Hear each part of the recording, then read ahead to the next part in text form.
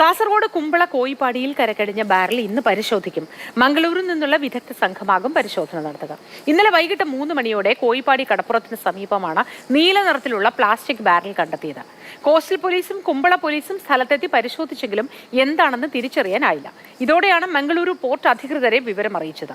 പുറം കടലിൽ കത്തിയ കപ്പലിൽ നിന്ന് ഒഴുകിയെത്തിയ നൈട്രിക് ആസിഡ് ആകാം ബാരലിലുള്ളത് എന്നാണ് പ്രാഥമിക നിഗമനം. ഒരു മണിയോട് കൂടിയിട്ടാണ് ഈ കടലിൽ ഒഴുകി വന്നത്. അപ്പോൾ ഞങ്ങൾ അവിടെ മീൻ പിടിക്കാൻ പോയിട്ടുണ്ടായിരുന്നു വീശുവലയും കൊണ്ട്.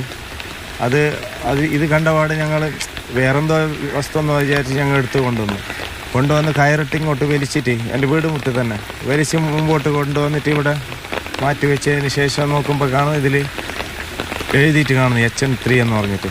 പോലീസുകാരടുത്തെല്ലാം ഞങ്ങൾ വിളിച്ച് പറഞ്ഞു. ഞങ്ങൾക്കിപ്പോൾ കുട്ടികളും ഇവരെല്ലാം ഉണ്ടതിനെ കൊണ്ട് ഭയങ്കര ഭയമാണ് ഇവിടെ. ഇതിനെ കൊണ്ട് നമ്മൾ രാത്രിക്ക് ഉറങ്ങിയില്ല. വീട്ടുകാർക്കൊക്കെ ഭയങ്കര പേടിയാണ്. പിന്നെ കപ്പലൊക്കെ മുങ്ങിയിട്ട് ബാരലൊക്കെ കരയിൽ അടിയുന്നതെന്ന് പറഞ്ഞിട്ട് വാർത്തയുണ്ടല്ലോ. അതുകൊണ്ട് ഇവിടെയുള്ളവർക്കൊക്കെ ഭയങ്കര പേടിയാണ്.